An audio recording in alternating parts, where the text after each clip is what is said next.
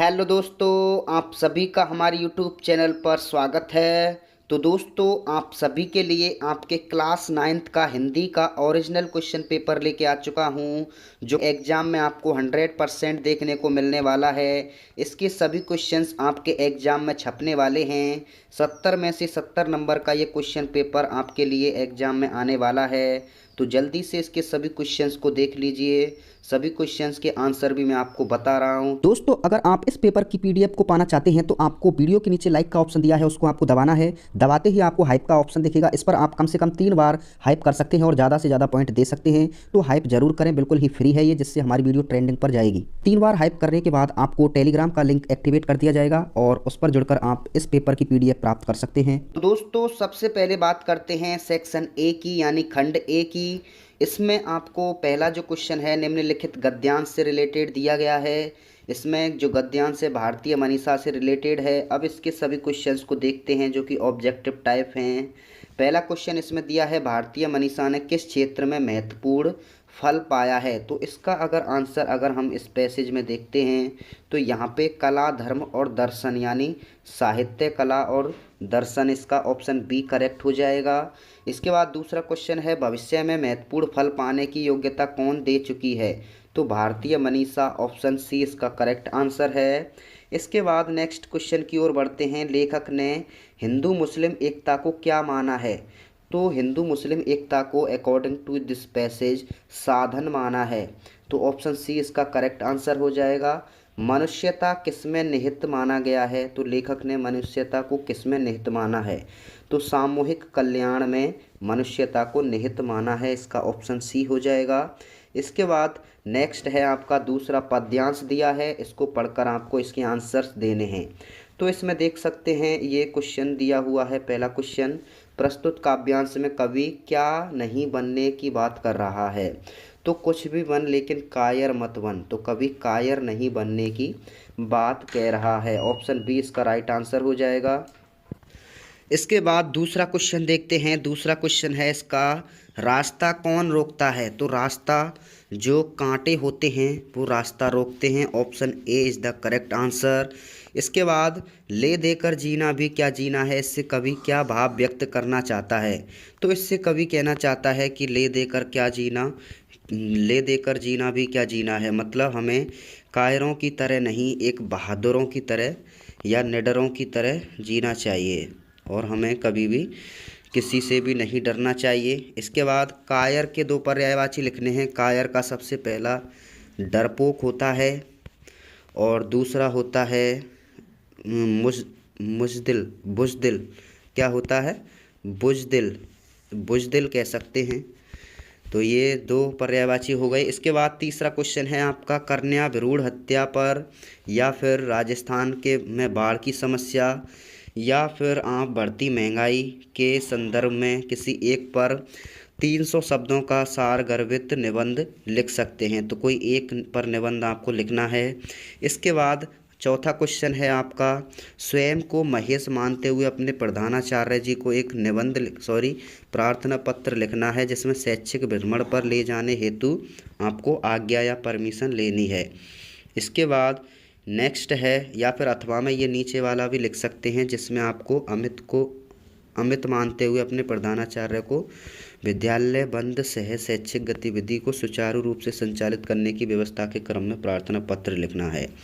इसके बाद next question है अति लघुत्तरात्मक प्रश्न, जो कि आपकी टेक्स्ट बुक के क्वेश्चन है। पहला है इसमें, नाना साहेब की पुत्री का नाम क्या था।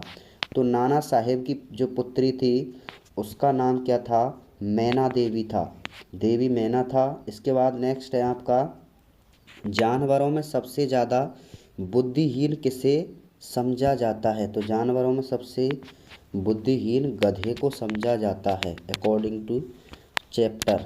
इसके बाद सांवले सपनों की याद शीर्षक पाठ के लेखक कौन हैं। तो सांवले सपनों की याद जो लेखक हैं वो जाबिर हुसैन हैं, जिन्हें पक्षी प्रेमी भी कहते हैं। तो जाबिर हुसैन इसका राइट आंसर है। एक इसके बाद कबीर दास का जन्म कब हुआ था। तो 1398 में बनारस में हुआ था, 1398 बनारस में हुआ था। कैदी और कोकिला के माध्यम से कवि ने क्या वर्णन किया है। तो कैदी और कोकिला के माध्यम से कवि ने वर्णन किया है। कवि कहना चाहता है कि देश की स्वाधीनता में लगे क्रांतिकारियों के संघर्ष और जेल में बंद क्रांतिकारियों पर अंग्रेजों द्वारा किए जा रहे अत्याचार का संदेश देना चाहता है कवि। और कोयल के साथ संवाद के माध्यम से स्वयं को प्रेरित करना चाहता है। आम तरू की डालियाँ किससे लद गई हैं? आम तरू की डालियाँ सोने के रंग की मंजरियों से लद गई थीं। कैदी और कोकिला पाठ किसके योगदान को दर्शाता है? कैदी और कोकिला पाठ किसके योगदान को दर्शाता है? तो ये आपको बताना है। और इसके बाद देखिए नेक्स्ट है आपका उपसर्ग लगाकर दो नए शब्द बनाने हैं। तो जैसे देखिए उपहार, उपकार और उपवन, ये सभी उपसर्ग हैं। और इसके बाद एक प्रत्यय लगाकर बनाना है। एक प्रत्यय लगाकर बनाएंगे तो सामाजिक हो जाएगा, आर्थिक हो जाएगा, भौतिक हो जाएगा, रासायनिक हो जाएगा। दाल बाटी तथा राजकुमार शब्दों के समास विग्रह और समास के नाम। तो देखिए दाल बाटी का दाल और बाटी होता है जिसमें द्वंद्व समास है। और राजकुमार में राजा का कुमार, यानी इसमें कौन सा समास हो जाएगा? इसका जो समास है वो क्या हो जाएगा? संबंध किस में होता है? तत्पुरुष नहीं, संबंध होता है आपका किस समास में होता है? तो जिस समास में होता है उसी का यहाँ पे आ जाएगा। राजकुमार यानी, हाँ, ये तत्पुरुष समास होता है, तत्पुरुष संबंध वाला। इसके बाद साखी शब्द का अर्थ क्या है? साखी शब्द का अर्थ होता है साक्षी या गवाह। इसके बाद नेक्स्ट है दो बैलों की कथा में दोनों बैलों का नाम क्या था? हीरा और मोती था। राहुल सांस्कृत्यायन का पूरा नाम क्या था? केदार पांडे था। कालिंदी कुल कदम्ब की डारन में कौन सा अलंकार है? अनुप्रास अलंकार हो जाएगा। इसके बाद नेक्स्ट है आपका सालिम अली कौन थे? इसके बाद रिक्त स्थानों की पूर्ति करनी है। सालिम अली पक्षी प्रेमी थे, पक्षी प्रेमी हो जाएगा। लासा की ओर क्या है? एक यात्रा वृत्तांत है, यात्रा वृत्तांत। इसके बाद शब्द के अंत में कौन लगता है? प्रत्यय लगते हैं, तो प्रत्यय हो जाएगा। रसखान क्या है? तो रसखान क्या है? सगुण काव्य रसखान सगुण काव्य धारा के कवि हैं, तो सगुण इसमें हो जाएगा। इसके बाद नेक्स्ट है कवि ने ब्रिटिश राजा का गहना हथकड़ियों को कहा है, तो हथकड़ियाँ इसका राइट आंसर हो जाएगा। इसके बाद नेक्स्ट है गेरुआ जाग फैन से भरे पानी को क्या कहा है? तो गेरुआ भरे मृत्यु का तरल दूत, तो तरल दूत मृत्यु का, तो मृत्यु का तरल दूत इसका राइट आंसर हो जाएगा। इसके बाद छोटी बच्ची को बैलों के प्रति प्रेम क्यों उमड़ा? तो क्योंकि लड़की की माँ मर चुकी थी और सौतेली माँ उसे मारती रहती थी, इसलिए बैलों से उसे छोटी बच्ची की आत्मीयता हो गई। इसके बाद देखिए उस समय के तिब्बत में हथियारों का कानून रहने के कारण यात्रियों को किस बात का भय था? तो उनको डाकुओं से मारे जाने का भय था।